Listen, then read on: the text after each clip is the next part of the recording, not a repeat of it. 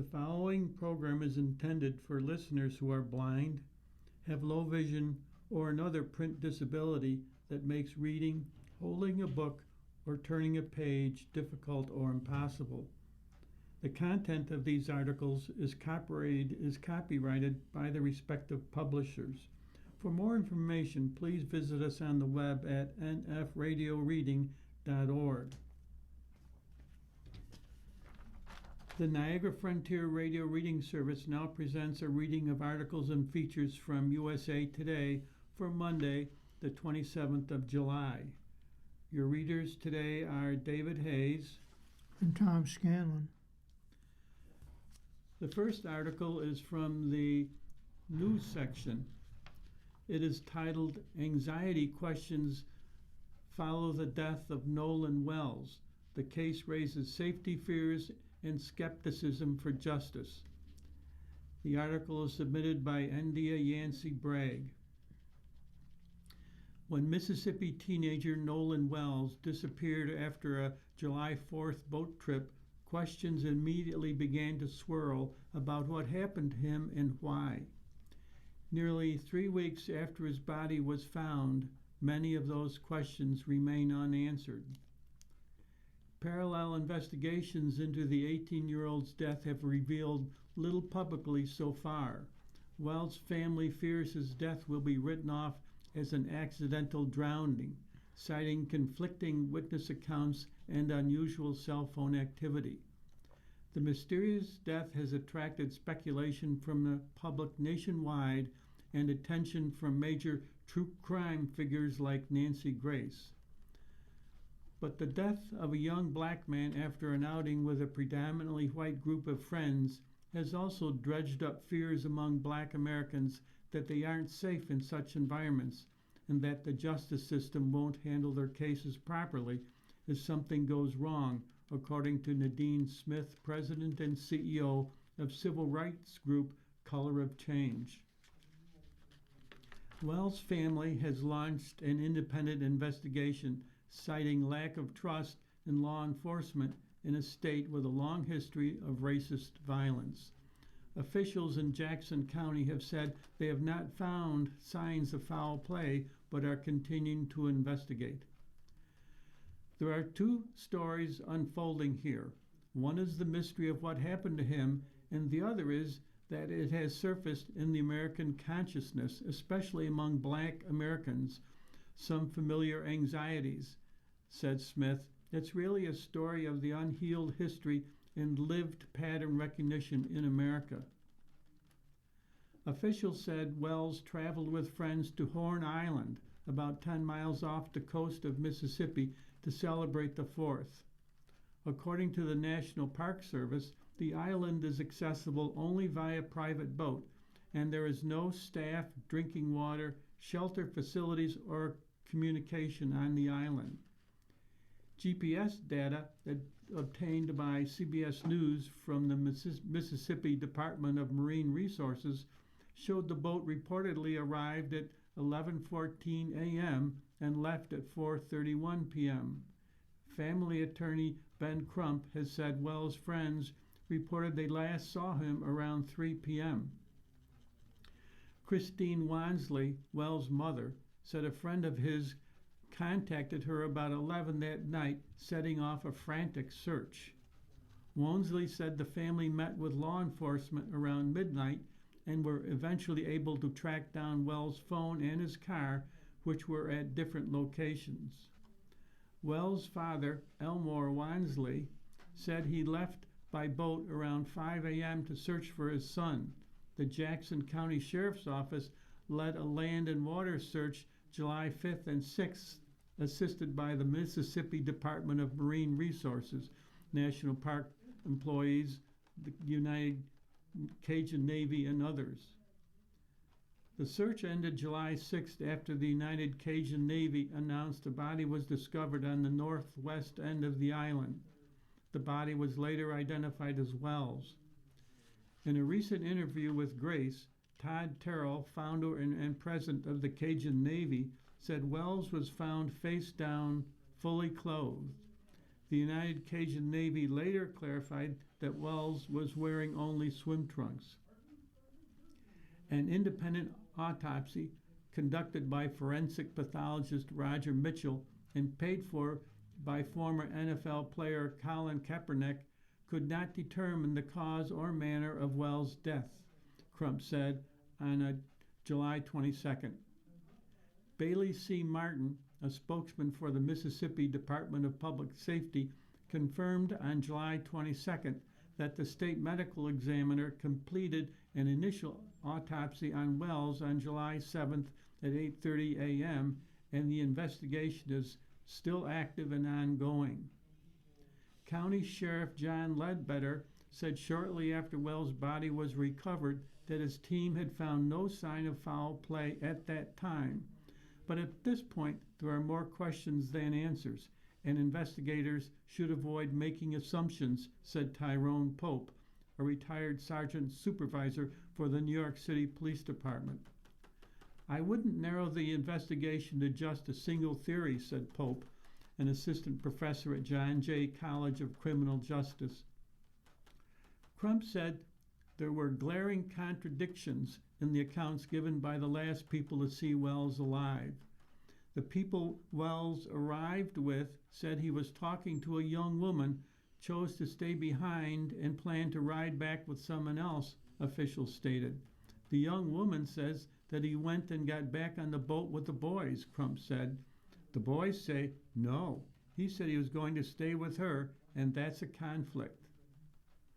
The family and their supporters have said the notion that Wells chose to stay behind without his cell phone or keys doesn't make sense. Crump also questioned how Wells, who knew how to swim, could have drowned without anyone seeing him struggling. Jackson County Coroner Bruce Lind told CNN the currents can be strong on the barrier islands and there have been drownings many times over the years. Experts have said drowning can be fast, silent, and look different than one might expect. It's very, very easy to drown and have nobody recognize that, said Andrea Zafares, a medical legal death investigator who trains law enforcement on aquatic death and homicide investigations. Zafares said that there are three major questions investigators need to answer when a body is found in or near water. Question, does it make sense the body was found in that water at that time? Question, does the location, position, posture, and state of the decedent and the people who reported the death make sense? Question, does it make sense the victim is dead? Too often, she said, uncovering what really happened when a person dies in these circumstances becomes incredibly challenging because everybody has the opportunity to make assumptions that cause of death is drowning. Though it's not yet clear what happened to Wells, Smith said the circumstances surrounding his death shed a spotlight on the common experience of being the only black person in a predominantly white group.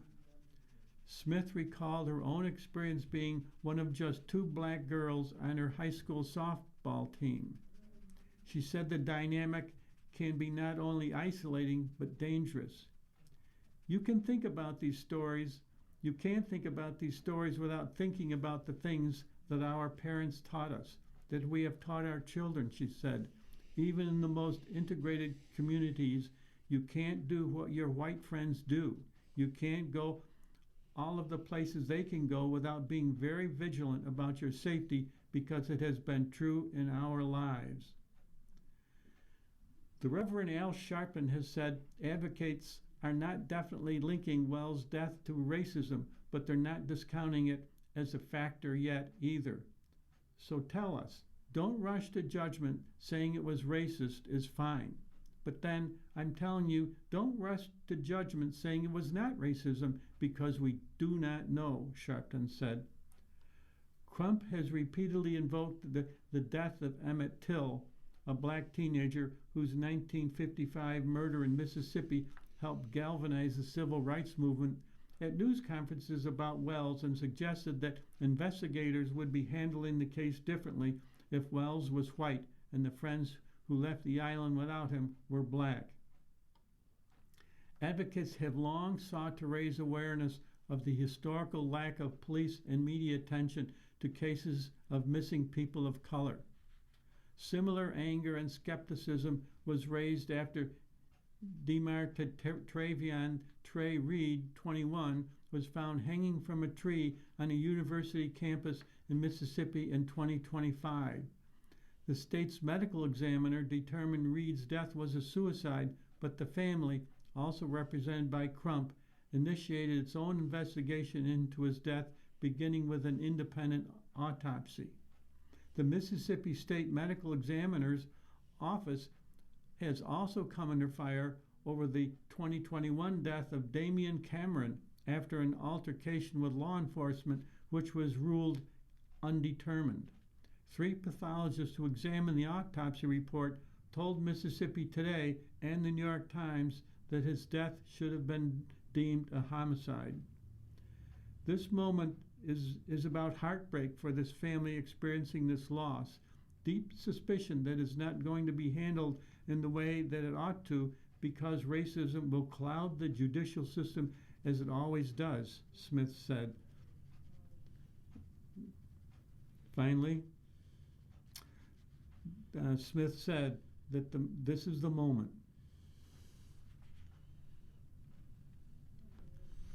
This next article is headlined, Lab Brings Retro Tech to Students. History professor preserves old devices for hands-on learning. In the only room on the top floor of a building at the University of Wisconsin-Milwaukee, really more a tucked-away attic, the clock has turned backwards several decades.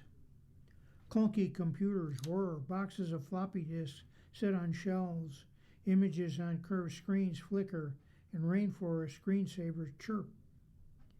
A 1992 copy of PC Magazine features the fastest PCs ever. Running at speeds today would offer less computational power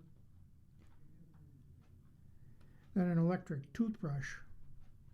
There are posters and figurines and wires everywhere, and it's all enveloped by bright green walls and overseen by one man who at that moment was blaring Mr. Brightside, the 204 hit by the Killers, through an iPod. Thomas Haig, chair of the history department, runs the university's Retro Lab, one of 4 retro computer labs in the nation. He deemed the space a perfect blend of his identity and made up of his love for history and computer science. It has a British accent, just adds to the vibe.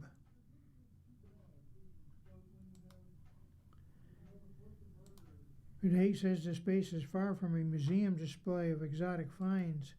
It's a revival of a real experience with computers and video game systems from the 70s, 80s, and 90s and early aughts all working. In the lab, computers sit in chronological order, modeling the stark changes in technology through the decades. I got Microsoft Office right here, said Noah Zach, 2026 graduate, as he ventured across the room. A box of 25 floppy disks sat heavily in Zach's hand as Haig explained the process of dealing with physical software. Dusty and grimy machines shoved in closets, basements, and attics decades ago were given a second life in Haig's lab.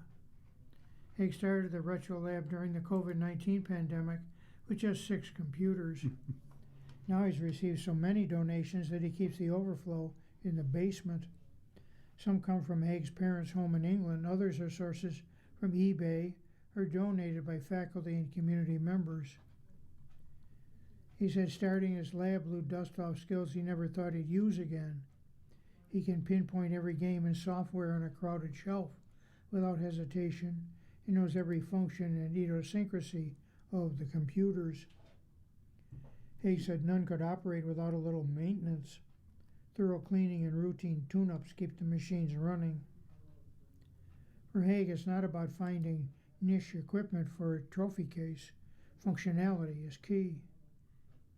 To win precious desk space, the computers have to be working, Haig said. The lab keeps technology's history alive, as the average person typically doesn't stumble across decades-old equipment.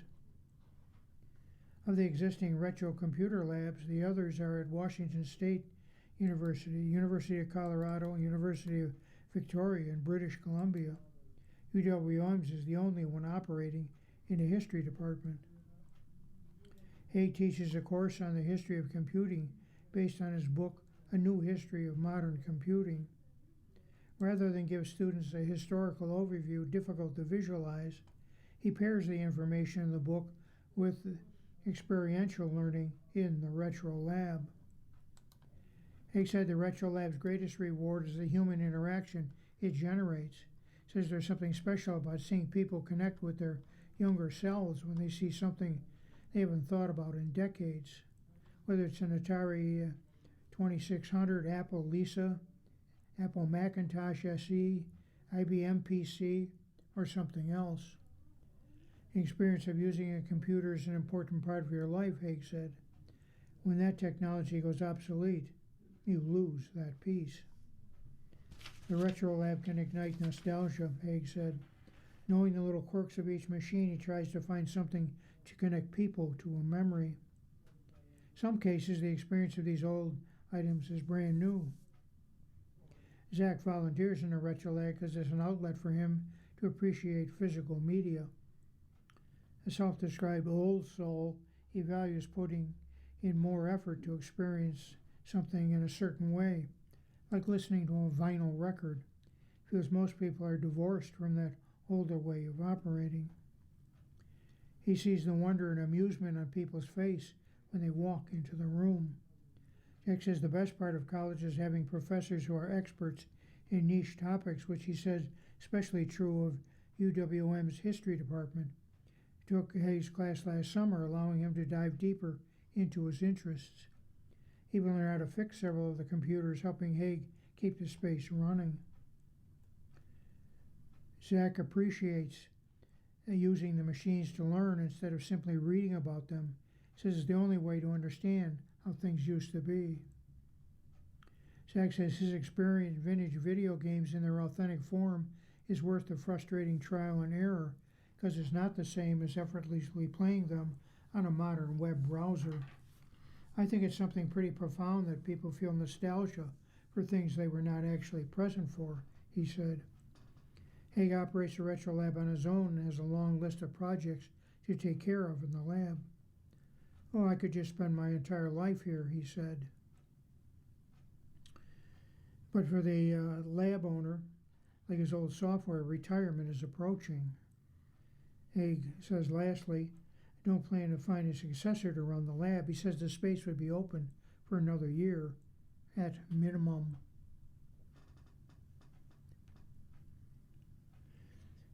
You're listening to a reading of today's USA Today on the Niagara Frontier Radio Reading Service. The time is 18 minutes after the hour. The next article is titled Dating Profile Makeovers, an Antidote for Mansphere. A coach helps men present themselves better on apps. The Miami doctor wasn't supposed to feel this invisible. On paper, he was the type of man dating apps were supposed to reward. He was tall, with a stable, prestigious job, and living in a bustling city. But he never felt truly seen. He struggled to hold conversation with his colleagues. On dating apps, messages stalled out before he and his matches ever made it to a first drink. When he came to Michael Asabuo, a 30-year-old dating coach in Montreal who specializes in confidence transformations for high-performing men, he didn't come with the bitterness you might hear online from men who feel left behind by modern dating. He truly felt defeated, Asabuo recalls. He didn't come to me with, "I hate women," or any of that spiel. He just said, "I just want to do better because I feel like I'm doing something wrong." Asabuo's work is part of a growing trend of men seeking out ways to improve their prospects in the dating world. But unlike some of the controversial routes gaining traction, like dangerous manosphere content or unregulated supplements and injections, Asabuo's approach is more constructive, and it's working. He gained a large online following and has a booming business to show for it. The Manosphere, which is a digital collection of websites, videos, and online communities that promote male supremacy, has become increasingly mainstream. Creators like Andrew Tate, a self-proclaimed misogynist charged with rape and human trafficking, and streamer Sneako, who once said, "A woman's worth is what she looks like, and a man's worth is your masculinity," they have amassed millions of followers across social media platforms, providing a pipeline for men seeking advice about romantic rejection and physical self-esteem to fall into radical misogyny instead. Even now, the popularized term looksmaxing originated in the manosphere. It first emerged on incel message boards in the 2010s and is often associated with claims that most women are attracted to men based on superficial qualities like looks, money, and status. But the term has transcended its toxic roots to also represent wholesome self-improvements, such as bald maxers like Harry James, who offers guidance on self-optimization and embracing baldness to over 250,000 YouTube subscribers. Asabuo's work falls in this realm of men's makeover and confidence transformation trends, where the focus falls on improvement from within rather than the controversial narratives that form in the manosphere. Now this is what the men need: less red pill, more makeovers. A commentator wrote on Asabuo's now viral video of the Miami doctor's transformation. Another commented, "Love that you're promoting helping men grow their confidence without putting down women to do it." Asabuo's first transformation was on himself. It started with personal fitness, turning to weight training to match his physique to the bigger guys on his high school football team. "I was getting ragdolled. I was getting bullied on the field. I was like, oh, it can't be like this for me," he says. At age 16, he gained 25 pounds to become a better version of himself and promptly noticed the rewards. Football became much easier. People were more attracted to him. His self-esteem improved. In 2017, he started working as a personal trainer. His clients would open up about their dating lives, which were often floundering. He couldn't understand why. These clients were already in the best possible shape until they showed him their dating profiles. That's where I saw the gap of like, oh, the person I see in front of me is not the person that is on this profile. Like it's night and day, he recalls. He helped his clients tweak their style and photos, which he said would blow up their dating profile and results. In 2020, he started posting his work online. In tightly edited Instagram reels, the work looks simple. The transformation consists of new clothes, a fresh haircut that complements their natural features, and elevated dating app pictures. But behind the scenes, Asabuo adheres to a strict 5-phase system that also teaches emotional intelligence and conversational skills while aiming to rebuild self-confidence. The antidote to the whole red pill movement for me is just not blaming anyone but yourself, Asabuo says. If we're not happy where we're at, we can do something about it. Asabuo charges $5,000 for his services, guaranteeing men who complete the program over 100 matches on dating apps within 90 days. Most of his clients are high-skilled professionals, he says, such as doctors, lawyers, executives, and co-founders, where their line of work requires them to look very sharp and have a good presentation. Asabuo doesn't pay much attention to what other creators are doing. He says he's heard of the Andrew Tates of the world, but chooses to avoid any online negativity. His goal has always been to help people that want to be helped. I want my guys and myself to be able to provide financially, emotionally, spiritually, physically, he explains. Be greedy in how much you want to provide for your partner because you're giving the best version of yourself, and you would hope that you can get the same back in return. And finally, Asabuo says of himself he is single, but he brings the lessons he teaches at work back to his own dating life. That is, when he can fit in dates between meeting his clients in Montreal or across the world. I would like to have a long-lasting relationship myself and be able to have a family, marriage, all of it. I'm 30 years old, and it's something I'm working on having, he says, so I try to take some time for it. This next article is titled DA. Man killed by ICE in Texas did not have drugs in van. Lab results contradict FBI's search application. The author is Eduardo Coeres. Baggies of white substance found in the vehicle of a man fatally shot by a federal immigration officer were not drugs, Houston prosecutors say on July 24th, despite the FBI search warrant application that described the contents of the bags as consistent with methamphetamine. The Harris County District Attorney's Office said the lab results of the substance inside Lorenzo Salago Arroyo's white Ford van tested negative for narcotics or illicit drugs. Salago Arroyo, a 52-year-old Mexican father, was killed by a U.S. Immigration and Customs Enforcement officer the morning of July 7th during a traffic stop.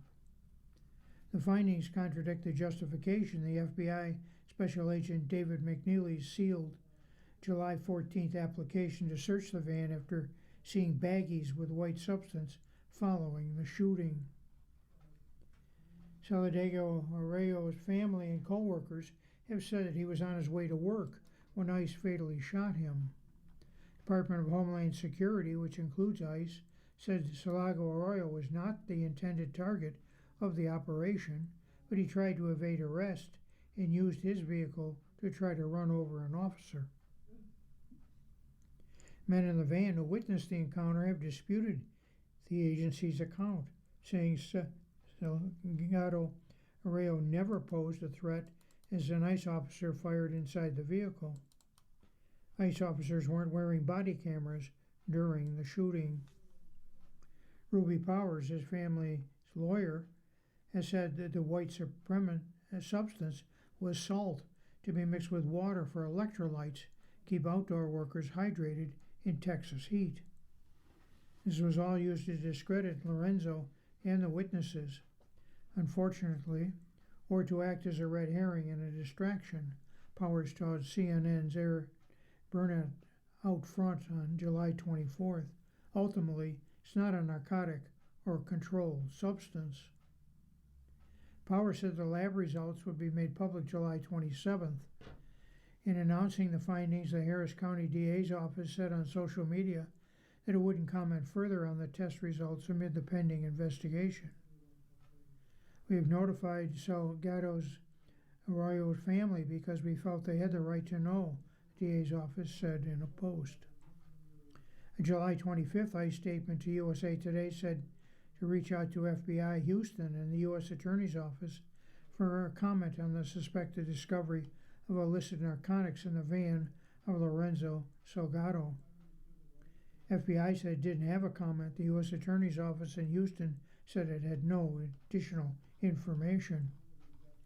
On July 14th, Federal Magistrate Judge Richard Bennett granted the search warrant the same day McNeely, former Houston police officer, requested to enter the van. The application was listed as sealed, appeared July 15th on a federal case docket. McNeely's application said federal officials were gathering all facts related to the incident, including what might have caused the van to flee. According to the application, McNeely said he arrived at the scene after the shooting and saw small baggies with white crystal-like substance in the middle of the dash and on the passenger floorboard. The application said the packaging and appearance of the controlled substance was consistent with methamphetamine. In his request to search the van, McNeely said evidence of the baggies meant it was probable cause federal crimes had been violated. The League of United Latin American Citizens, a civil rights organization, questioned whether the FBI can fairly and transparently investigate Salgado Arroyo's death. And lastly, only the American public can reach that conclusion based on what we've all been witnessing, Roman Palomares, LULAC's national president and chairman of the board, said in a statement.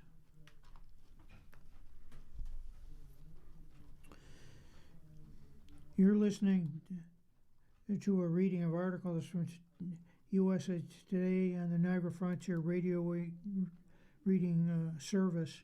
The time is 30 minutes after the hour. That means we move to the money section of USA Today.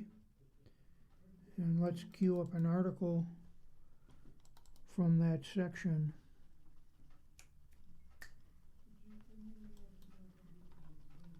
The first article is, oh dear, trouble with the computer again. I have one up here, Okay. Dave. Borrowers in trouble. Here's what they need to do to limit damage. Student loan defaults spike. The author is Medora Lee. Student loan borrowers are in trouble, data show. Record number of loans are in default, according to an Associated Press analysis last week. Defaults have grown by 4.2 million to an all-time high of 9.52 million since June of last year, when borrowers were allowed again to default on loans, according to data from the Office of Federal Student Aid. During the pandemic, the government paused student loan payments, prevented loans from entering default. Borrowers don't act quickly, defaults could haunt them for years, experts say. A federal student loan default can result in wage garnishment, tax refund garnishment, and have negative impact on credit for years to come, said Stacy McFeetries, Senior Director of Educational Finance at Brighton Horizons, provider of educational advisory services to organizations and families. The Trump administration has delayed refund and wage garnishment, but they're expecting to return. Borrowers in default need either to make repayments or enter rehabilitation. McFeetries said the first step is to open your mail. Do not ignore any notices regarding student loans, she said. Should respond to any correspondence they have from loan servicers, collection agencies, or the Department of Education to begin the process, she said. When you respond, explain your situation fully, discuss your options.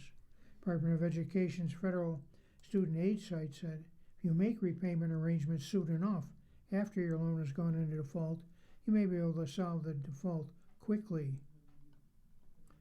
Options include paying off the student loans in full, which likely isn't a choice for most. Other options are rehabilitating or consolidating the loans. Loan rehabilitation takes several months to complete, but you can apply for loan consolidation. However, if you consolidate a defaulted loan, the record of the default as well as late payments reported before the loan went into default will remain in your credit history for 7 years from when they were first reported. That contrasts with rehabilitation. There are also other differences between the two programs, and borrowers should check the FSA site and speak to their loan servicers to understand them before making a decision. Credit scores will drop. Payment history is the single biggest factor in a FICO score. So for anyone behind on student loans, that's the first thing to address, said Tommy Lee, Senior Director at credit scoring company FICO. The national average FICO score fell to 714 in October last year from 716 in January of 25, partly because of record student loan delinquencies, he said. Credit scores are important because lenders use them to decide whether to approve loans and credit cards and determine interest rates and credit limits. What happens going forward will depend on how quickly those with student loan delinquencies are able to get back on track with their payments and to avoid as much as possible those missed payments spreading to other credit obligations, Lee said. For those whose credit scores have fallen, the good news is that a low score today is not permanent, Lee said. FICO scores are designed to reflect recent behavior, so getting current on missing payments and then staying current is the most direct path to recovery.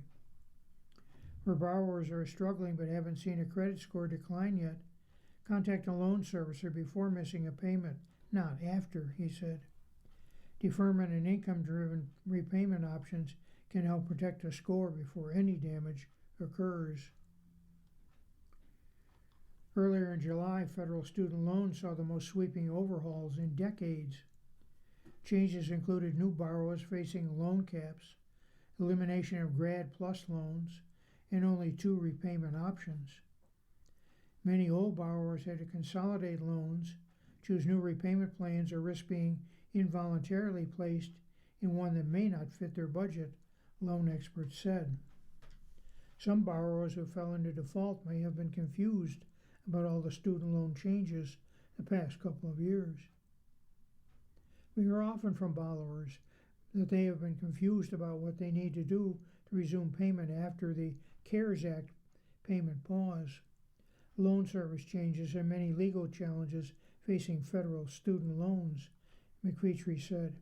Many borrowers did not realize they were not still in a SAVE, that's a Save on Valuable Education, administrative or other forbearance, while student loan challenges were being resolved. Rising costs and economic pressures cause other borrowers to prioritize other expenses, while still more may have unaffordable monthly payments, she said. But instead of not paying, borrowers need to take the time to look at their new plans and payment options. And lastly, the change to federal student loan repayment that took effect on July 1st are meant to simplify the repayment process by reducing the number of repayment plans over time, which should reduce borrower confusion, McFeetry said. The administration has also offered borrowers in repayment a 1% interest rate reduction for direct debit, hoping to encourage borrowers to enter repayment with an automatic debit, which will ensure timely replacement. The next article is also in the money section. It is titled, "Many Regret Retiring Too Early." Most wish they had saved more in advance. The article is by Daniel DeVise. Americans are retiring sooner than they expect, and most retirees wish they had done a better job saving. Those are the conclusions of a new report from the TIAA Institute, a research arm of the retirement services provider. The findings are probably related, TIAA leaders say. Workers who retire early have less time to save, and their savings must cover a longer retirement. Roughly 3/4 of retirees surveyed said they regret not saving earlier in their lives. Nearly 3/4 said they wish they had saved more. People are expressing regret, said Suri Kaluri, head of the TIAA Institute. That's a powerful emotion. We can take that emotion and apply it to people who have not left the workforce. The new report, Bridging the Gaps in Retirement Expectations, joins a larger body of research which shows American workers tend to retire before they had planned and before they are ready. In the TIAA Institute survey released on July 22nd, the average retiree said they had retired at age 57. Of those retirees, 52% said they retired earlier than expected, while only 6% said they had retired later than planned. The average working American in the survey, by contrast, said they expected to retire 5 years later at 62. The survey reached 1,591 adults aged 22 to 75. Earlier studies have consistently found that American workers retire before they planned. Two annual surveys given by the Employee Benefit Research Institute and the Transamerica Center for Retirement Studies both show that Americans workers tend to retire around age 62. Most workers don't plan to retire that early. According to the latest EBRI survey, the average worker expects to retire at 65. According to Transamerica, 39% of workers plan to retire after 70, if at all.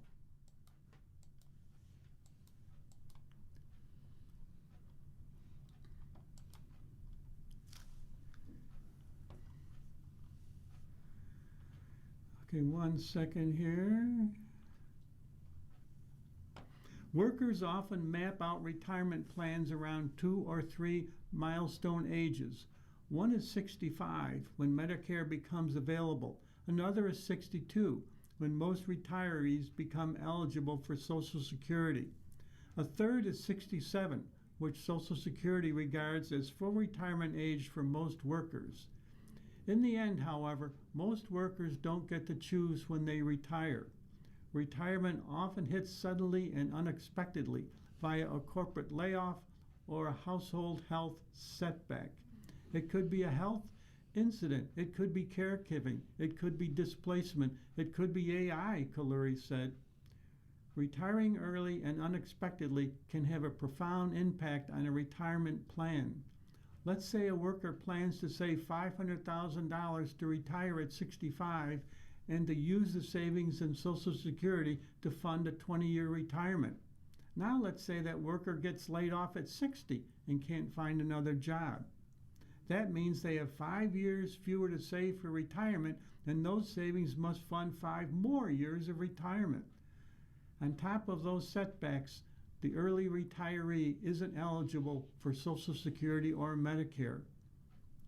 One takeaway from the survey, Kalluri said, is that workers need to plan for a retirement that can come sooner than they think. Workers can plan to retire at 65, he said, but they should save enough to cover a retirement that begins earlier and lasts longer. Given this data, I would say, let's do 3 scenarios, he said. Let's do 57, 62, and 65. Workplace retirement savings plans are more important than ever in meeting those goals, the TIA Institute report says. In the survey, 70% of workers said they had access to 401k plans, and 85% of those workers said they were enrolled. 3/5 of workplace retirement savers said they had been automatically enrolled. Auto-enrollment is viewed as key to the future success of retirement saving because that feature tends to raise saving rates. Starting in 2025, most new 401k plans had to automatically enroll employees rather than leave the decision to them. Here are some tips for workers to boost retirement savings. Number 1, consider setting aside as much as you can in tax-favored retirement accounts. The 401k already has high contribution limits, $24,500 in 2026. If you're near retirement, consider pushing your savings as close to the maximum as you can afford. Americans 50 and older can save even more with catch-up contributions, which push the annual 401k limit to $32,500. A smaller subset of savers in the 60 to 63 range can get even higher catch-up limit of $35,750. Individual retirement account contribution limits are lower, $7,500 or $8,600 for those 50 and older. Next suggestion, keep working if you can. Postpone retirement, even by a year or two, can be a powerful tool for building retirement savings. A Stanford University study found that delaying retirement by just 3 to 6 months has the same impact on retirement savings as raising your 401k contribution rate by a full percentage point for 30 years. Let's say you put off retirement for a year. In that year, you can max out retirement savings, potentially adding tens of thousands of dollars to your account. And you won't be drawing down your savings, which means they'll last longer once you do retire. And finally, build up your cash savings. The closer your retirement date, the more likely you will soon need to tap your savings for living expenses. Ideally, you should have some of these savings in cash. A wise goal, retirement experts say, is to amass at least a year's worth of living expenses in cash or cash equivalent accounts, such as high-yield savings or money market funds. You're listening to a reading of today's USA Today and the Niagara Frontier Radio Reading Service. The time is 45 minutes after the hour. Our next article is titled Pay Zero Federal Tax with Tax Gain Harvesting Plan. Strategy can benefit you during lean income years. The author is Medora Lee. Tax loss harvesting is a popular way many Americans lower their taxes each year, but meets its less popular but powerful sibling, tax gain harvesting. Tax gain harvesting is strategically selling assets that have increased in value to minimize future taxes. It's the opposite of tax loss harvesting, which is selling underwater assets to apply losses against capital gains or up to $3,000 of ordinary income each year. Using tax gain harvesting during low-income years could allow you not only to escape tax on those gains, but to permanently lower taxes you might have to pay later on the same investment if you buy it back and it appreciates further, experts say. Tax gain harvesting isn't subject to the wash sale rule that tax loss harvesting is, that prevents you from immediately buying back the same investment. The strategy is compelling, especially in lower income years if you lose a job or in early retirement bridge years before Social Security kicks in and before RMDs, that's required minimum distributions. See Emily Shacklett, certified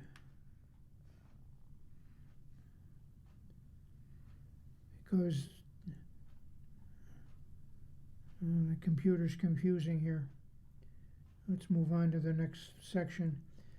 If they buy back the fund the same day, their cost basis purchaser price resets from $50,000 to $126,400, which helps them lower taxable appreciation later. Their income also stays below the level that would reduce the temporary senior deduction or trigger Medicare surcharges. But state income tax may still apply depending on where they live. The newer senior deduction phases out when modified adjusted gross income, or MAGI, exceeds $75,000 for single filers or $150,000 for joint filers. The IRS said Medicare surcharges begin when individuals' MAGI reaches $109,000 and $218,000 for joint filers, according to the Centers for Medicaid and Medicare Services. For all these reasons, tax gain harvesting is the reverse of tax loss harvesting, and for many retirees, it's the more valuable of the two. The gain tax harvesting is best when income is low or zero, making children ideal for this strategy, according to investment platform Wealthfront. Wealthfront launched custodial accounts in June that automatically sell appreciated investments annually to realize gains while the child is in a low or zero federal tax bracket, then buy replacement exchange traded funds to maintain the portfolio's target risk and returns. The subsequent higher purchase price increases the investment's cost basis, which reduces the amount of realized gain when the investment is sold later. This is definitely an interesting concept. We've employed it with some clients with custodial accounts, but not on autopilot because of worries around the kiddie tax, Shacklett said. The Kiddie tax is an IRS rule that taxes a child's unearned income, such as interest, dividends, and capital gains, beyond a certain threshold at their parents' marginal tax rate rather than the child's lower rate. It's meant to prevent shuffling money to kids to avoid higher tax rates. To counter that, Weatherfront only realized up to $1,350 in tax-free growth each year, so no federal tax is due and no return is required. A child needs to file a tax return if annual unearned income, such as interest, dividends, and capital gains, reaches $1,350, because amounts above that are taxed at the child's lower marginal tax rate. Amounts above $2,700 are taxed at the parent's marginal rate. It's not a bad idea, but keep your hand on the pulse of it, Shacklett said. Tax gain harvesters must consider state taxes, experts say. Most state tax capital gains with a range ranging from 0 to more than 13%. California taxes capital gains at the same rate as income. So basically, the zero tax strategy works for federal purposes due to the zero rate, and in states with no income tax or exempts capital gains, said Richard Pond, a certified public accountant. Wealthfront's automated tax gain harvesting in its custodial accounts is set to avoid triggering estate tax filing requirements, but it's important to note state and local tax laws vary significantly and may impose different or additional requirements beyond federal rules. So it's always wise to consult with a tax professional regarding the specific tax implications for your situation. The next article is also from the Money section. It is titled Popular Soup Brand Recalls Over 180,000 Cans. Amy's Kitchen cites an abundance of caution. The article is submitted by Fernando Cervantes. Amy's Kitchen is recalling more than 180,000 cans of soup sold in more than 20 states and parts of Canada because of a defect that could increase the risk of spoilage. In a statement to USA Today, Amy's Kitchen said the voluntary recall affects 15,530 cases. A case contains 12 cans of the company's organic lentil soup, light in sodium. In the same statement, the company said the recall was done out of an abundance of caution to ensure the high quality of its products. It said no other products are involved. According to U.S. Food and Drug Administration report posted on July 14th, the recall began on June 22nd. According to the same enforcement report, the soup was sold in Arizona, California, Colorado, Connecticut, Florida, Georgia, Iowa, Idaho, Illinois, Indiana, Maryland, Maine, Missouri, North Carolina, New Hampshire, New Jersey, Nevada, New York, Ohio, Pennsylvania, South Carolina, South Dakota, Tennessee, Texas, Virginia, Washington, and Wisconsin. The soups have a best by date of April 2027, with the lot number being 60 D as in David 0924. The soup recall comes day after the FDA posted another voluntary recall of more than 730,000 Pillsbury rolls sold to Walmart because they could contain pieces of glass. The recall posted July 13th said General Mills on June 19th recalled 3,800 cases of Pillsbury bread rolls, hard roll dough, and 1,260 cases of Pillsbury bread rolls, Kaiser roll dough. The rolls may contain potential foreign material, that is to say glass, the notice read. The dough sold to Walmart finally, which makes the rolls to sell in its bakeries, was recalled in 19 states where it was distributed. Any baked rolls were removed from bakery shelves, General Mills said. Our last article for this hour is titled New Sweet Treat Concepts on the Horizon. The author is Celine Martin, co-founder of award-winning dessert shop Nothing Bundt Cakes, has a new project in the works, this time focusing on milkshakes, which come in 15 flavors with real fruit and cake. Nothing Bundt Cakes co-founder Dana Tripp is no longer affiliated with the cake shop, but is now launching Shook Cakery with son Sean, as well as Jessica Spencer, who previously worked for the bakery chain. The menu consists of shakes made of ice cream, fruit, in-house cake flavors like brown sugar, chocolate, pink, and vanilla, and the company's signature whipped topping. So where are they opening? They'll be in Nevada. There's several places in Nevada. This time the locations are set to be open each day from 11 to 10. There's no information on an expansion yet. You're listening to a reading of articles from USA Today for the 27th day of July on the Niagara Frontier Radio Reading Service. We'll return for more readings after this short break. Your readers today are Tom Scanlon and David Hayes. If you're listening to this publication online, you're probably using our website, a podcast player like Spotify or iTunes, a streaming service like Siro, or a smart speaker. Did you know that we now have a dedicated app that can be downloaded to any mobile device, like a smartphone or tablet, for free? App users can conveniently access our live stream and any episode of our podcast easier than ever. To download the app, just type NFRRS in the search window in the Apple App Store or in the Google Play Store. Contact us anytime if you have any questions by calling 716-821-5555, extension 5. Thank you.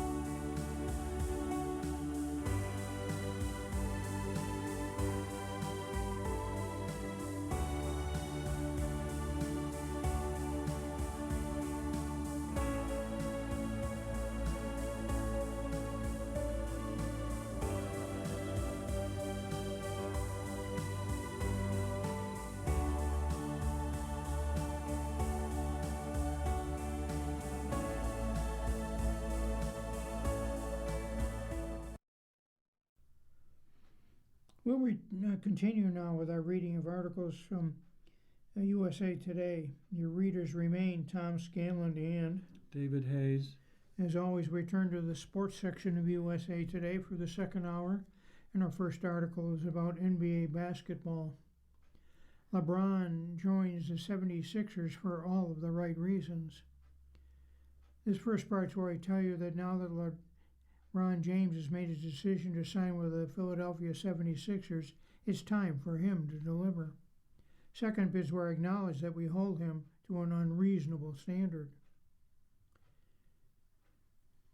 Cruising social media in the moments after James surprised the NBA world July 24th and announced he'd be joining his fourth different team, prevailing sentiment was that a failure to deliver a championship in Philadelphia would derail James' legacy. While James' addition does indeed make the Sixers a super team, some pragmatism is in order. This is not a player in his prime. This is one who will turn 42 years old 7 weeks into the regular season. This is not a max player, but one who will sign a 2-year, $8 million deal on the veteran minimum exception. This is not the 45-point LeBron who silenced the TD Gardens in Game 6 2012 Eastern Conference Finals in Boston as his team was facing elimination. This is a veteran who, in defiance of his age, remains relevant and productive. Our expectations of what he can be in his early 40s should reflect all that kind, because LeBron James at this point in his career is not a number 1 or number 2 option. He's a complementary player. He's someone who does many things well, most of all on ball creation and ball distribution. So if the 76ers fail to win an NBA championship during James' tenure there, should not be weighted as some sprawling indictment on James as a player. I thought it was done when the season ended, James wrote Friday. I wasn't ready to announce it, and I knew I needed some time to really decide. But I was pretty sure I played my last game. I was honest at the last press conference when I said I needed to look at myself and decide if I still love this game. I still truly love this game, and I have more to give.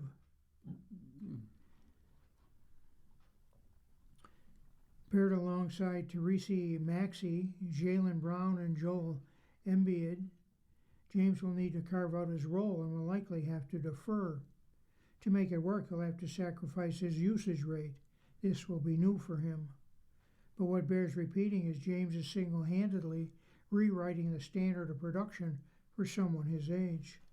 Let's take a look for a moment at the time another goated icon, Michael Jordan, signed with a new team in the twilight of his career. After 3 seasons away from the NBA, his second of 3 career retirements, Jordan signed with the Washington Wizards in 2001, played 2 seasons there. Washington posted a pair of 37-45 seasons with Jordan, who was 38 when he made his Wizards debut, nearly 4 years younger than James will be when he launches his Sixers tenure. Jordan did earn a pair of All-Star honors in Washington, and he did elevate a team that had won just 19 games the season prior to his arrival. Yet the Wizards couldn't even crack the postseason with Jordan. Granted, those Washington days were nowhere near as talented as James' Philadelphia outfit will be, but Jordan's lack of postseason success in Washington did nothing to mar his legacy. For whatever reason, James tends to be judged more harshly. Much of this is due to the impossible constraints we place on him and others while debating legacy. We tend to prefer tidy, conventional narratives. Players remain with one team their entire career. Players who fit in easily defined roles. Players who take pay cuts for the good of the team. James could become the first player in NBA history to win championships with 4 franchises, be yet another clear marker of his longevity, excellence, and adaptability. James sacrificed the neater legacy fits, the Cavaliers and Heat, is taking on a larger risk by joining a new team. Ultimately, these are the very traits, sacrifice, hard work, and the pursuit of greatness, that we all love to celebrate in sport. Why should James, chasing it at 41-year-old, be any different? And lastly, this is my decision, he said. I'm not going for money. I'm not going for family. What am I really playing for at this point? I still want to sacrifice. I want to work. I still want to grind. I still want to compete and win, and to have a chance at the feeling of winning another championship. The next article is also from the sports section. It is titled, Fame Finds MVP Survivor Jeff Kent Again. The article is by Bob Nightingale. Byline is Cooperstown, New York. The trio comes from Curaçao, Puerto Rico, and California. They played center field and second base.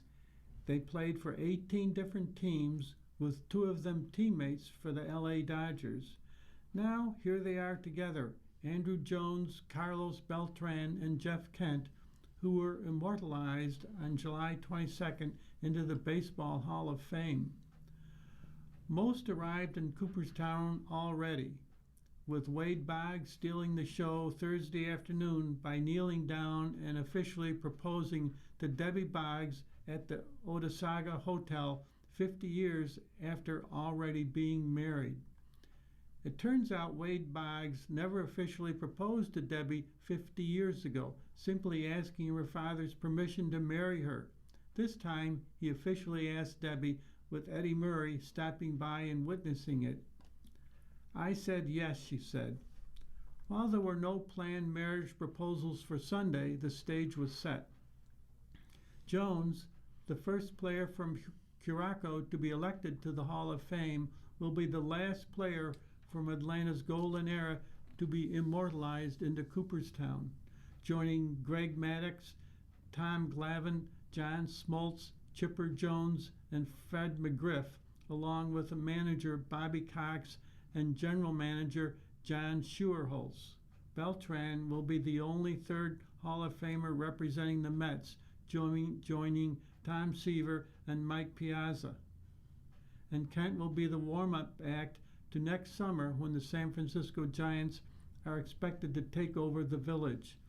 Former Giants managers Dusty Baker and Bruce Bochy are expected to be shoo-ins in the contemporary era Hall of Fame ballot, and catcher Busty Posey should be easily elected to the Baseball Writers Association of America ballot.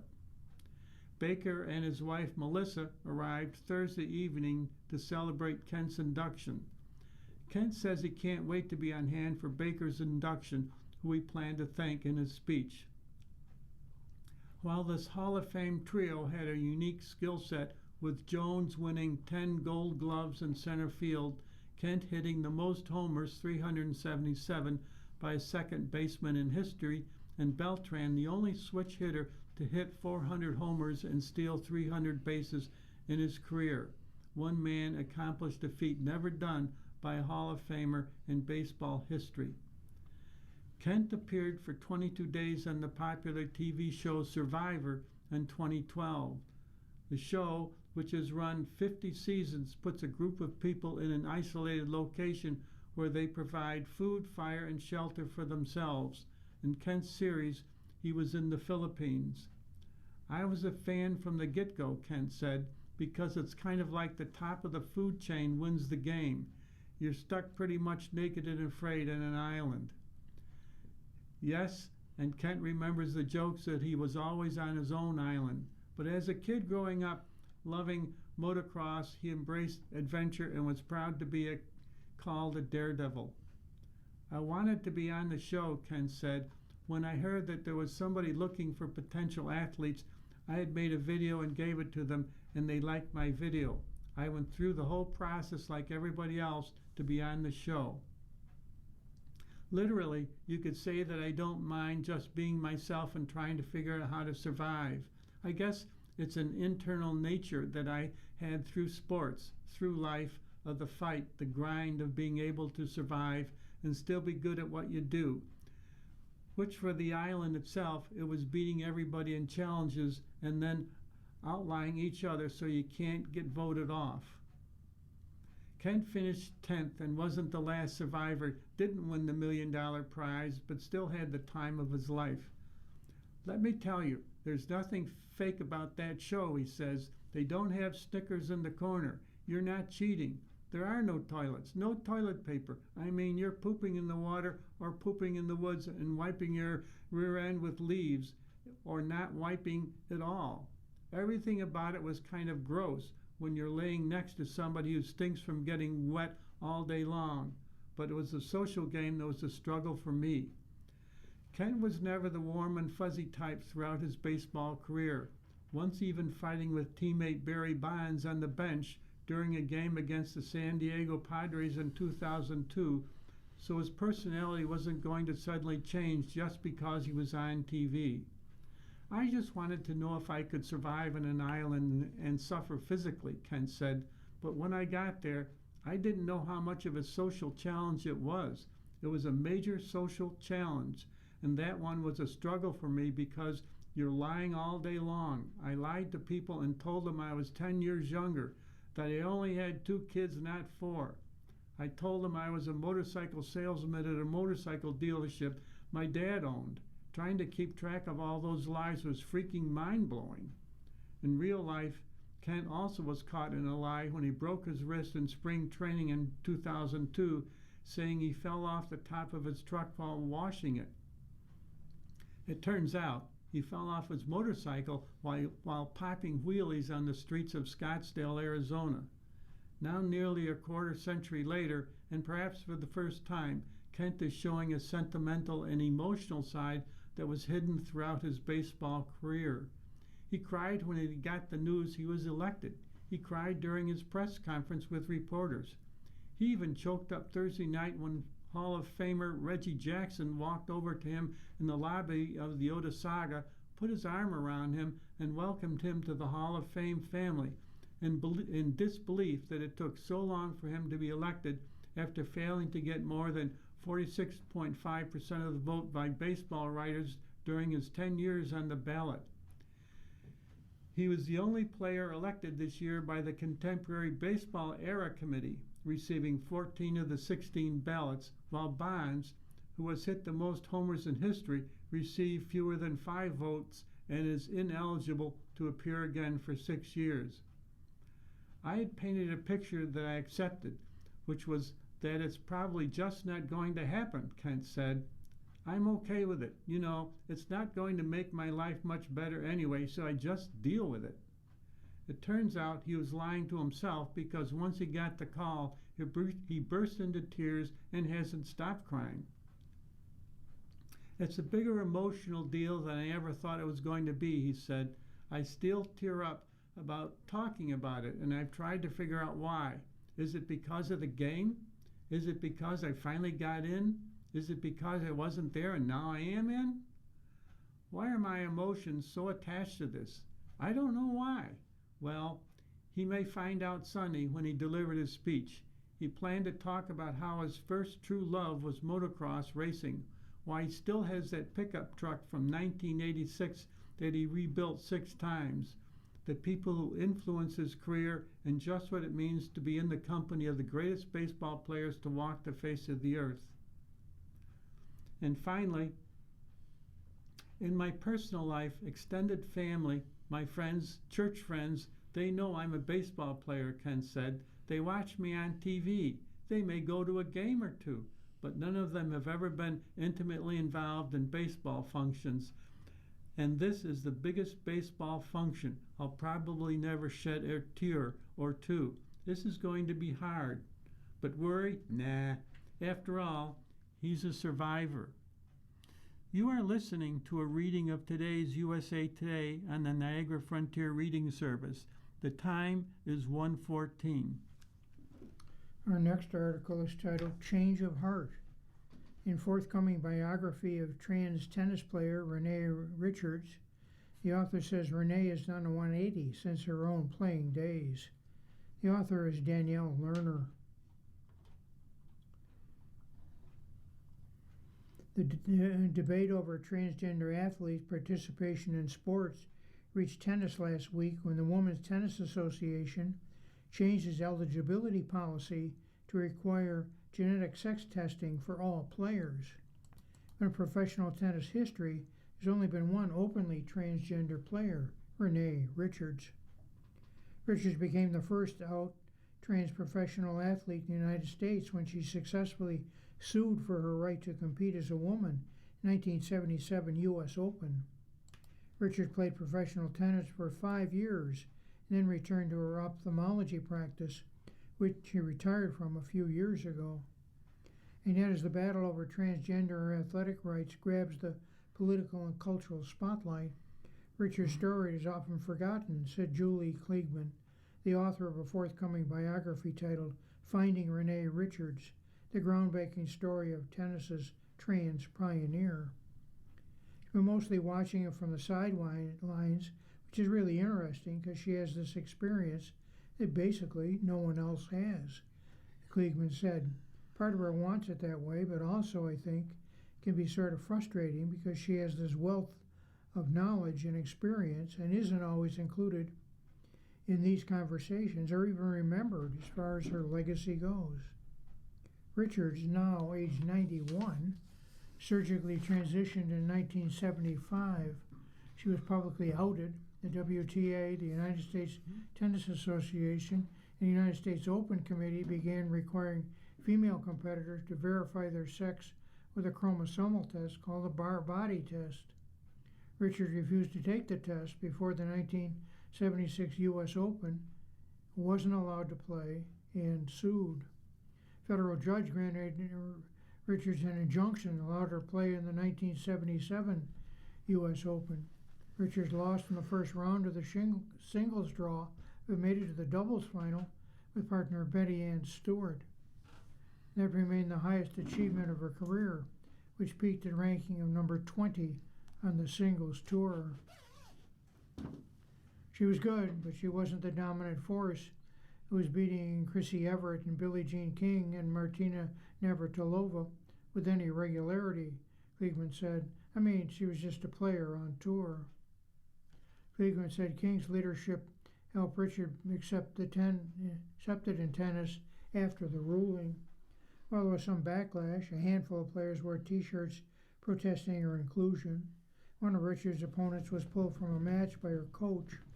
Most players on tour had no problems with Richards. Her acceptance on tour ended up being pretty wildly uncontroversial after the lawsuit victory. And Kliegman said, I think that bad actors who are leading these conversations now about transgender athletes' eligibility may not want to acknowledge that there was a time when this was relatively uncontroversial.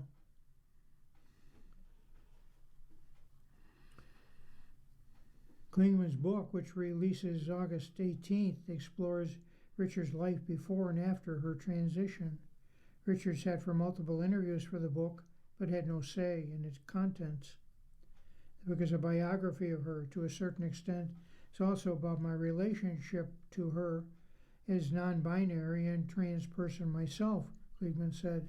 And I think it also connects with everything this current political climate we're in, where trans athletes are under attack. As President Donald Trump and Republican lawmakers push to restrict transgender participation in U.S. athletics, sports organizations around the globe are reversing previously inclusive policies. The International Olympic Committee announced in March that female athletes will be required to take a SPRY gene test to determine their eligibility for the 2028 Olympic Games in Los Angeles, reviving a policy it tried and abandoned in 1999 over concerns about inaccuracies and costs. The WTA plans to use the same SRY gene test to screen tennis players, despite critics citing evidence that such testing can harm intersex and cisgender women. On June 30th, the U.S. Supreme Court ruled that states can ban transgender women and girls from competing on female sports teams. This month, WNBA player Sophie Cunningham made headlines when she doesn't believe transgender people should be allowed in women's sports. Perhaps surprisingly, that's an opinion Richard shares. Renee has done a 180 since her own playing days, Kliegman said. She no longer believes that trans women and girls, for the most part, should participate in women's and girls' sports alongside cisgender athletes. Exception she carves out is for girls who have not undergone male puberty, so to speak. Richards declined USA Today's request for an interview. After Richards retired from playing, she coached Navratilova to 2 Wimbledon titles in 1982 and 83. Navratilova is now fiercely vocal about being trans people out of sports. According to Kliegman, Richards and Navratilova maintain an ongoing friendship, even though Martina uses language that Renee would not about biological males, people cheating in sports. And lastly, since Richards, there hasn't been another openly transgender player in professional tennis. In fact, hasn't stopped the WTA from reinstating testing similar to the kind Richards fought against decades ago. Certainly rhymes with everything that's happened 50 years ago, which is kind of wild to think about, Kliegman said. Renee is a complex figure with nuanced views on these subjects, and I think we'd all be better off if we remembered her story. The next article is also from the sports section, and it is titled Formula One Racing. Norris wins the Hungary Grand Prix, and it's McLaren's first win in 2026. The article is written by Alan Baldwin. Byline is Budapest, Hungary.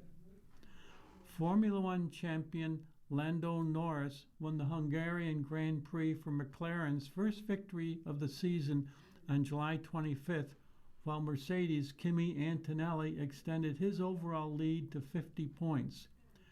Red Bull's Max Verstappen was second, with Antonelli third after a likely McLaren 1-2 evaporated when Oscar Piastri pulled over with a mechanical failure 14 laps from the end of the Hungaroring. Ferrari's Lewis Hamilton, Antonelli's closest title rival, finished fourth on track but dropped to fifth behind teammate Charles Leclerc after a 5-second post-race penalty for speeding in the pit lane. My pace today was probably some of the best pace I've ever had, said Norris. The car was beautiful to drive, and I felt very confident. So a great race. I'm just happy to be back and see the number one again. Mercedes' George Russell finished seventh after a disastrous start that dropped him to 19th and remained third in the overall standings, but 59 points behind his 19-year-old Italian teammate. The win from pole position was Norris' 12th victory and second in a row in Hungary, but it could have been Piastri's day after the Australian took the lead on the opening lap from third place on the starting grid. His chances then took a literal blow when a collision with backmarker Carlos Sainz Williams delayed him enough to allow Norris, who had stayed out longer before a second change of tires, to pit and come out ahead. Piastri's retirement triggered a virtual safety car with Norris and Ferrari drivers pitting while Verstappen and Antonelli stayed out. I didn't expect to be on the podium today, but we worked hard for it, said Verstappen, who lost out to Hamilton after the first pit stop, but took the place back with a bold overtake a lap later. I saw the opportunity. It was my only one. I just went for it. We're good on the brakes, so that helped, but was also under control, said the four-time world champion. And finally, Antonelli had started seventh after a three-place grid penalty, but completed a day of damage limitation better than might have been expected. It was really hard to overtake, so we had to do something with strategy, said the Italian. Initially, we tried to go for the one stop, but then they told me the tire was too much on the limit, so we stopped. With the virtual safety car, the two Ferraris boxed. I knew it would be very hard because I was on hards and they were on softs, but luckily we were able to keep them behind. This next article is a professional baseball article. Nationals rate higher after early Meade trade. Authors Christy Ackert. Boston Red Sox are sending left-handed pitcher Conley Early to the Washington Nationals for infielder Curtis Meade in a rare swap of major leaguers by two teams with playoff aspirations. The National and Red Sox announced the trade the morning of July 25th. First glance, it seems Boston got robbed. 24-year-old starter with 5 years of control, traded for a 25-year-old hitter having the first good season of his career. Looks lopsided on the surface. In reality, this is a swap of two cheap players, both under club control, with each team getting something it hasn't been able to find internally. Boston desperately needed the bat. Washington needs arms. Here's how each side did 9 days out from the August 3rd MLB trade deadline. And the Red Sox rated a -B in this trade. Entering play, Boston was 53-50 and held the second American League wild card. Scott Nair with a half a lineup. Roman Anthony has not played since May 4th. He tore ligaments and a tendon in his right ring finger, and 2 days ago he's still not swung a bat. Trevor Story, Marcielo Mayer, and Tristan Casas are on the injured list too. Red Sox ranked 28th in the majors in home runs. Chief Baseball Officer Craig Breslow has said the deadline is complicated because he does not want to trade for a job an injured player is about to take back. Meade answers that. The right-handed bat hits .256 with a .351 on-base percentage and a .505 slugging percentage. He had no home runs in 41 games with the White Sox last season. He has 17 this year. He plays third and first, so Boston can DH him now and move him around later. He's also not going anywhere. Meade does not reach an arbitration until after the 2027 season. It's not a rental if the Red Sox want to hang on to him. There's a red flag that Meade's exit velocity does not seem to support a .505 slugging percentage. He hit .238 in 152 games across part of 3 seasons with Tampa Bay and the White Sox before this year. He's been good since March, but never this good before in his career. However, his hard hit rate and barrel percentage both above average this season, and his .458 expected slugging percentage still puts him in the 77th percentile among MLB hitters. And the Nationals rating, A-. Early was 7-5 with a 3.44 ERA and 17 starts, and 9-12 in third innings before he left his June 30th start with elbow inflammation. His pitching in rotation already without Garrett Crockett, Ranger Suarez, Johan Oviedo. Boston just traded a starter it may want back in September. National General Manager Paul Tobioni spent a decade with the Red Sox. He ran the draft that took Conley Early. Tobioni is buying a pitcher with an elbow question, and he has Boston's own scouting file in his head. Early's 24 and controllable for 5 more seasons beyond this one and would not reach arbitration till the 28-29 offseason at the earliest.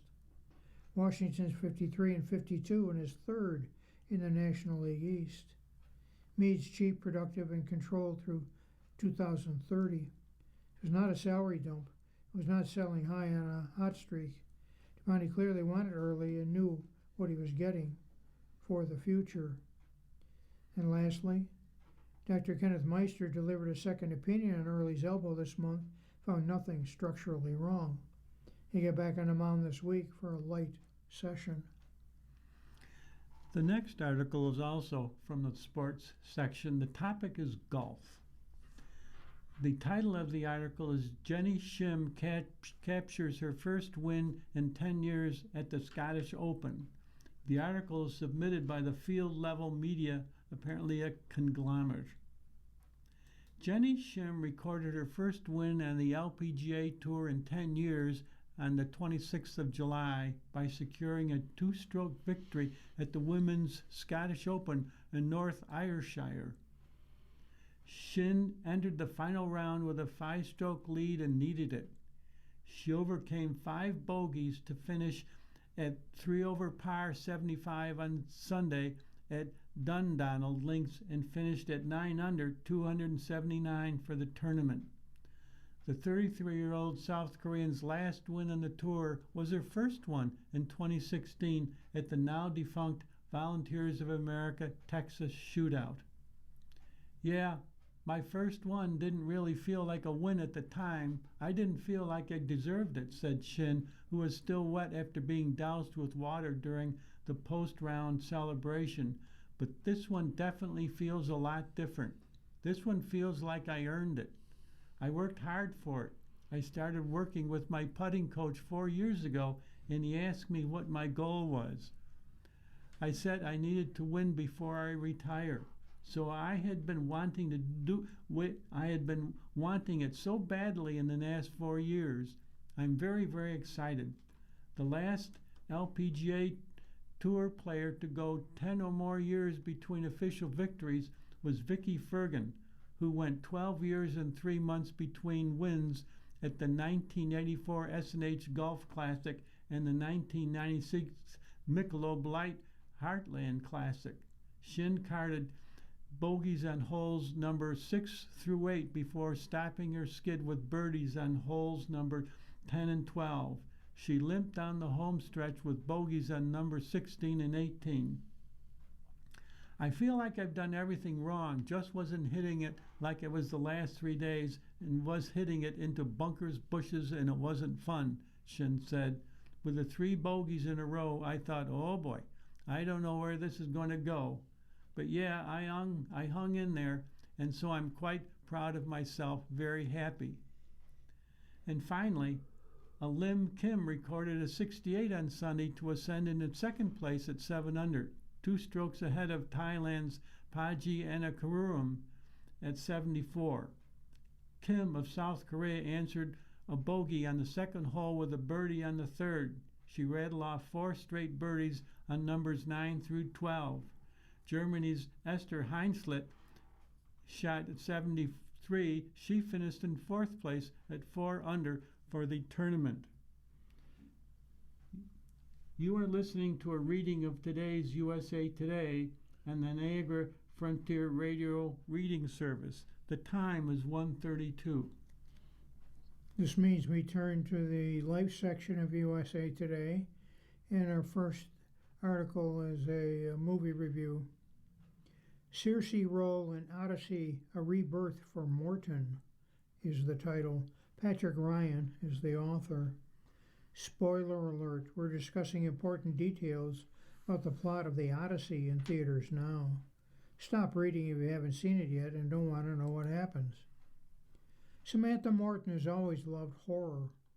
Growing up, in the English actress savored The Hills Have Eyes and An American Werewolf in London, and delighted in the eerie puppets of Jim Henson, The Dark Crystal.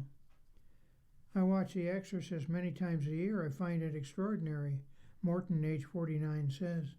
Sometimes the things that seem so innocent are actually the most terrifying, both in life and cinema. That's certainly an apropos way of describing her witchy new role in The Odyssey, Christopher Nolan's blockbuster retelling of Homer's epic poem.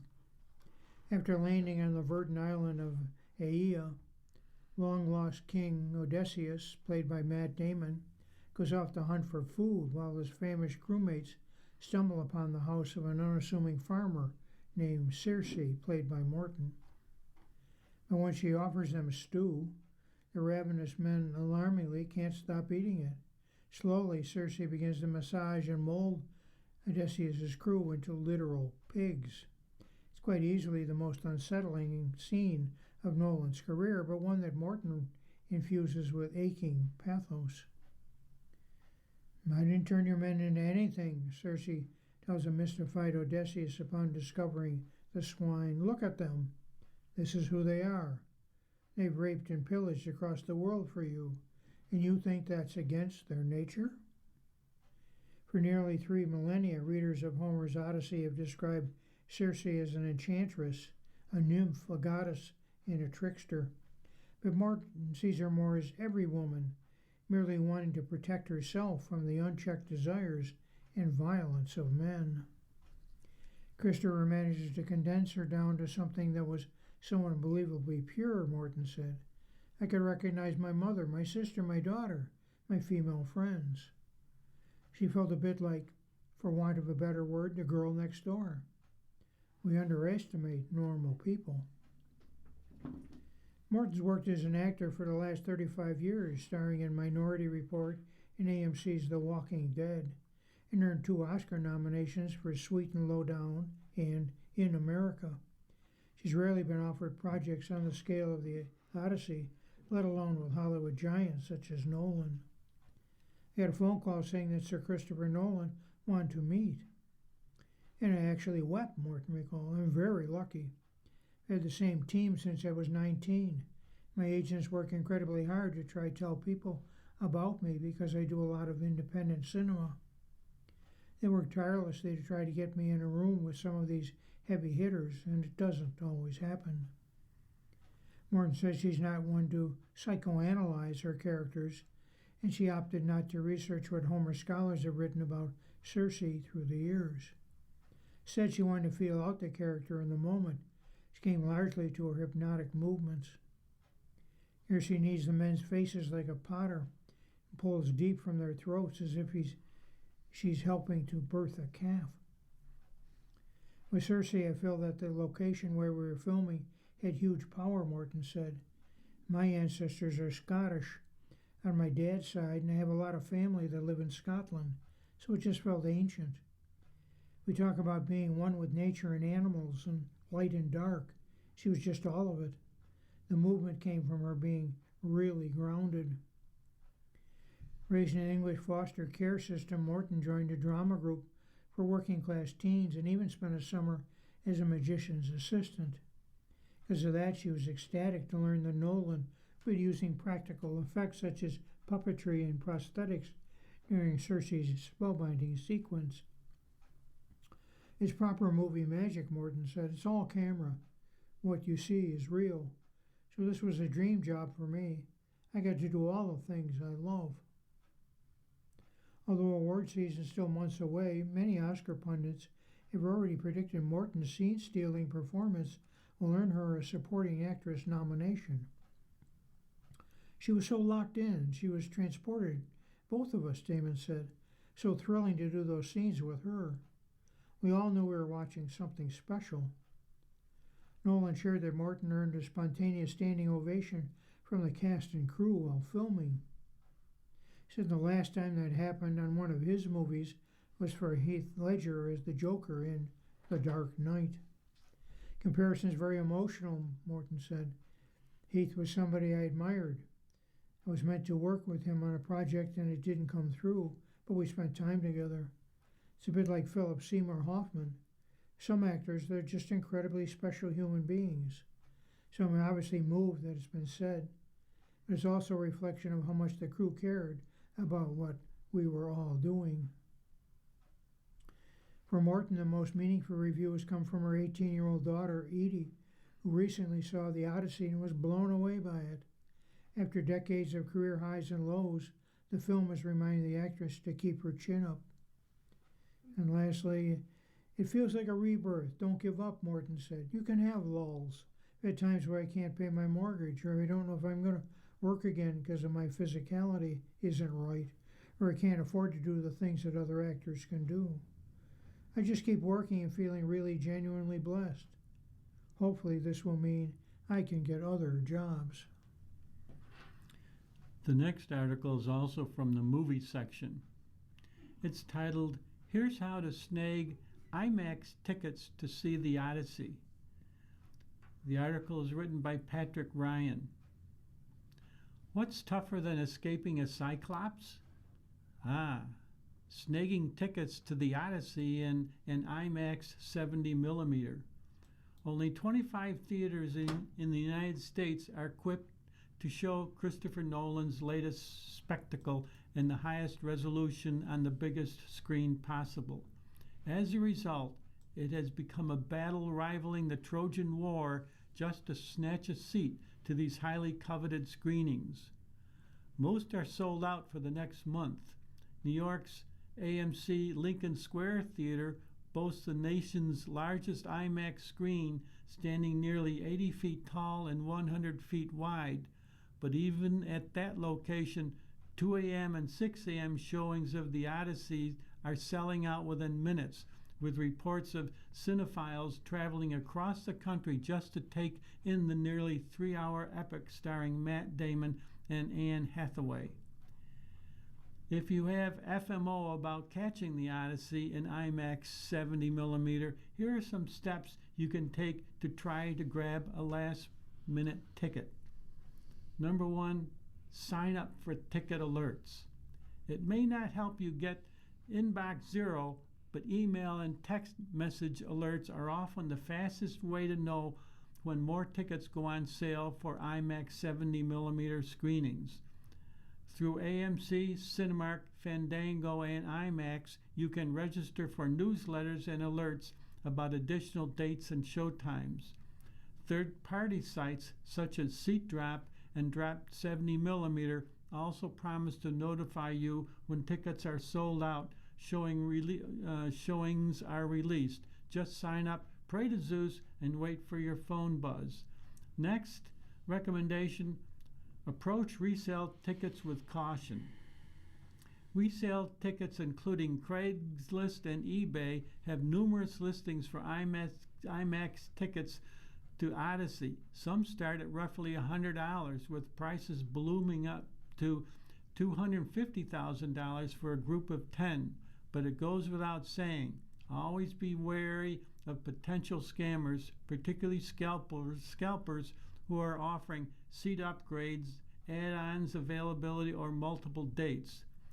Many Reddit users have reported being swindled by sellers who ask for money up front and then ghost buyers. Before sending your money to any random account, try to verify their contact details or check out previous buyers' reviews. Next recommendation, keep an eye out for cancellations. IMAX 70mm tickets may feel like a golden ticket, but life does sometimes get in the way. So the old-fashioned trick of refreshing your theater's website multiple times a day can pay off.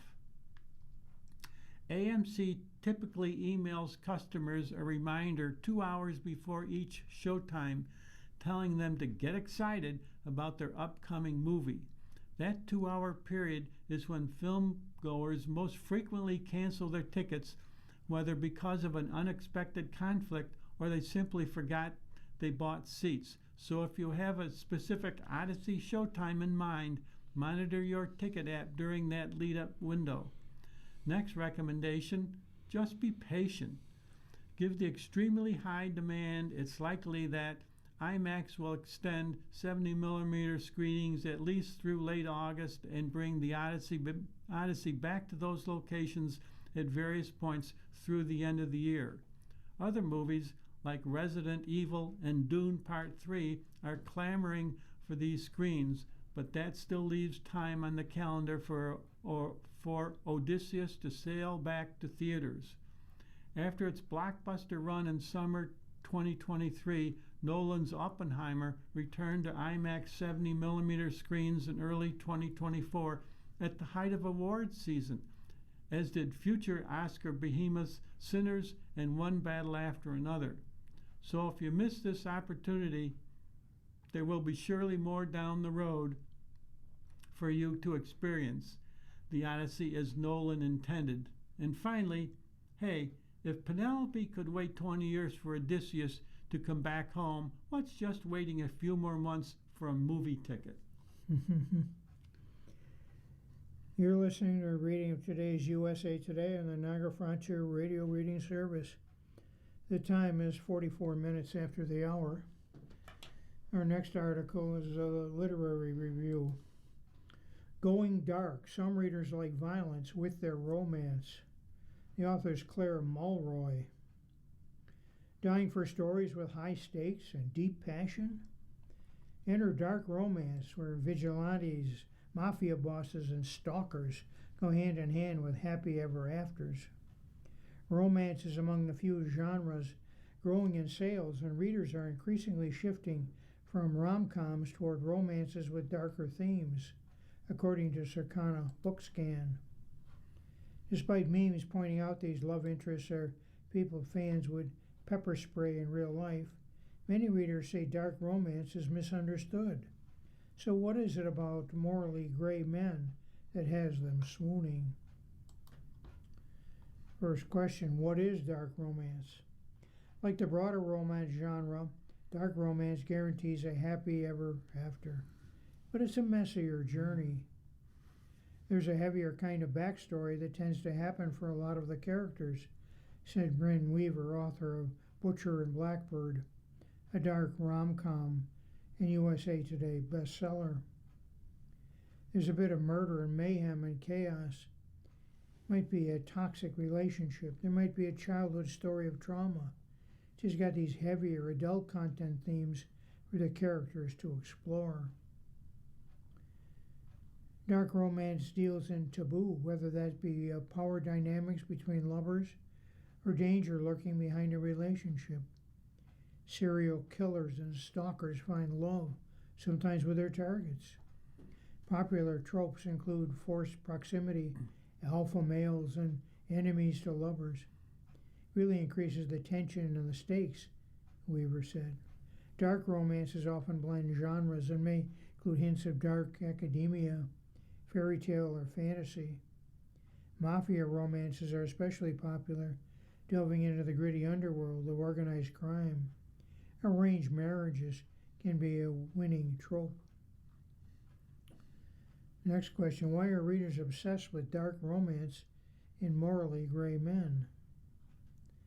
Leah Land, age 25, is a longtime romance reader, and adding books with a thrilling element keeps her engaged and giggling and kicking her feet. It's all about taking love to extremes. It's really so romantic, all of these things that these men are willing to do for the women they're in love with, Land says. Forget flowers. The men of dark romances may them as a grand gesture.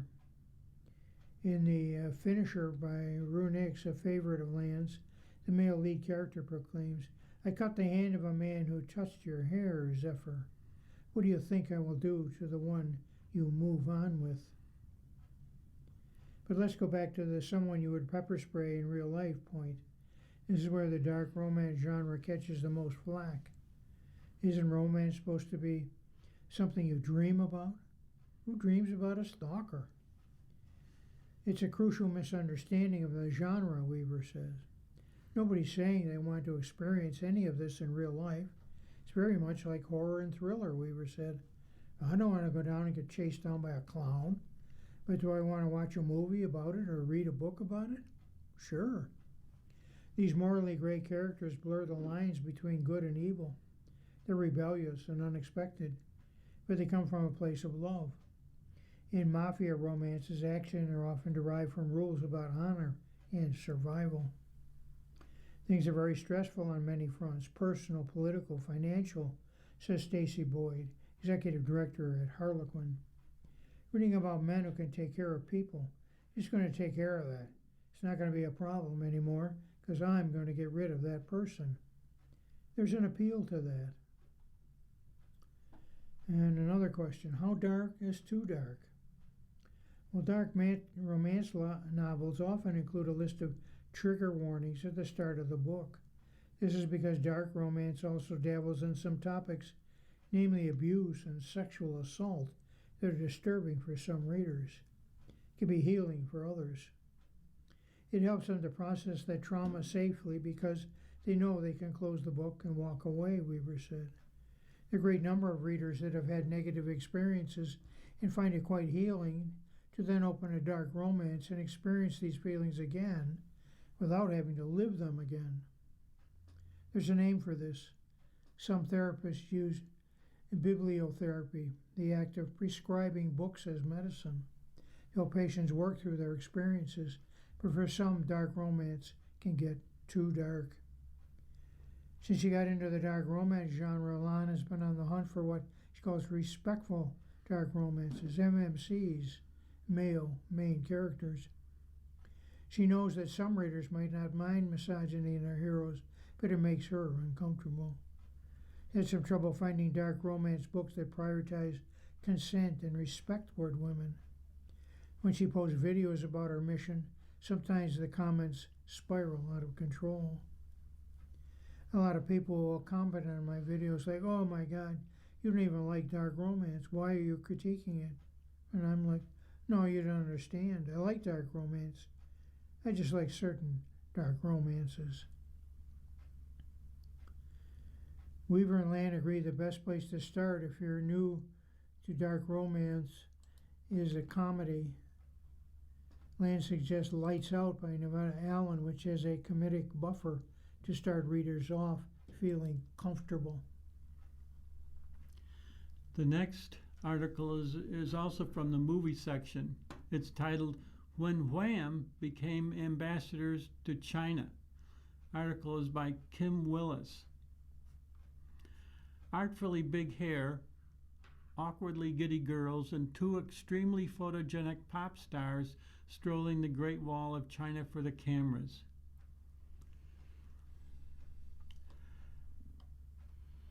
The footage, long beloved to fans as the backdrop to George Michael and Andrew Wrigley's music video Freedom, is back in a surprisingly unvarnished new documentary. We understood we weren't just going there to perform, Ridgely tells USA Today. There was a diplomatic element to it, and we understood that. What we couldn't have known at the time was the legacy it would leave in China itself. Wham! 10 Days in China, beginning in theaters on July 28th, offers a different perspective from Foreign Skies, the 1986 tour film about their experience as the first Western pop band to perform there. We were already successful in America. We had a #1 single with Wake Me Up Before You Go Go, a #1 album with Make It Big, and Careless Whisper had been a huge success, Ridgely 63 recalls. The goal was to elevate Wham in the United States to the same level we enjoyed in Britain. I was skeptical that it would work, but it did. It got Wham into American living rooms in a way a conventional tour couldn't. When the duo returned to the United States after the trip, they were playing stadiums, he notes.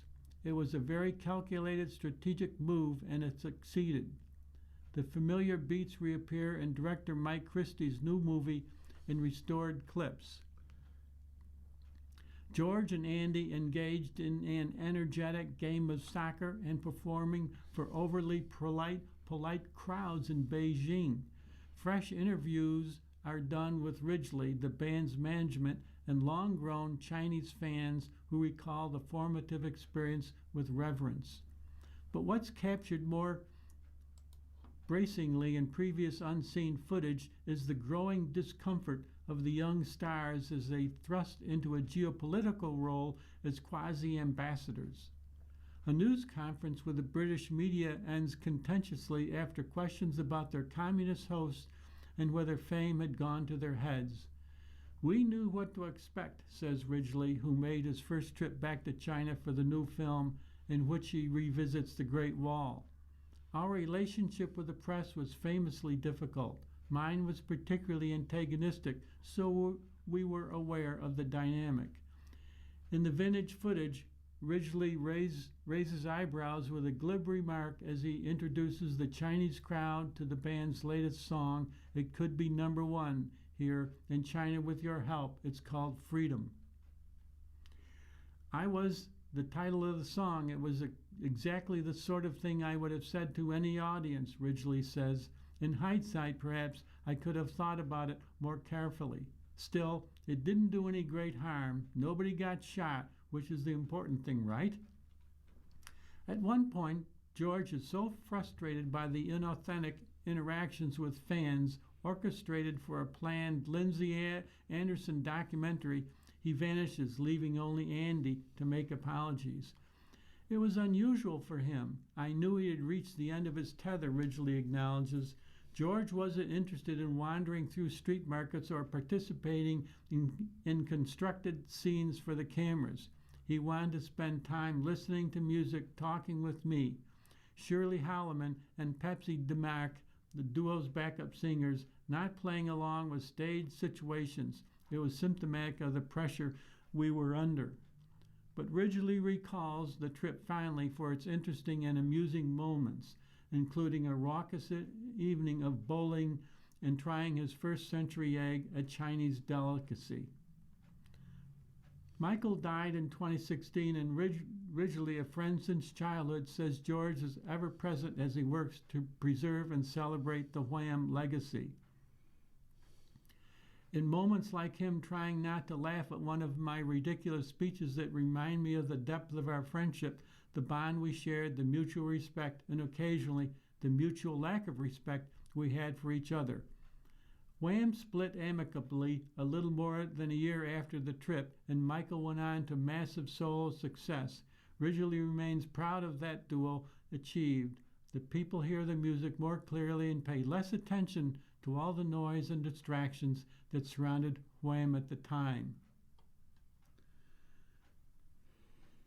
You have been listening to a reading of USA Today for the 27th of July. We read USA Today. We read USA Today weekday at noon. For more information, call 716-821-5555. Your readers today have been David Hayes and Tom Scanlon. If you or people you know shop at any of the Dash's supermarkets, please save Dash's register tapes for radio reading. Our agency receives $2 for every $100 in Dash's register tapes.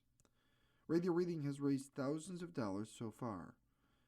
Anyone can drop off their Dash's tapes to the Niagara Frontier Radio Reading Service at 1199 Harlem Road, Cheektowaga, between William and Clinton Streets. Or Dash's tapes can be mailed to the Niagara Frontier Radio Reading Service at 1199 Harlem Road, Cheektowaga, New York, 14227. Any questions on Dash's tapes for radio reading? Call us at 716-821-5555, and thanks for caring.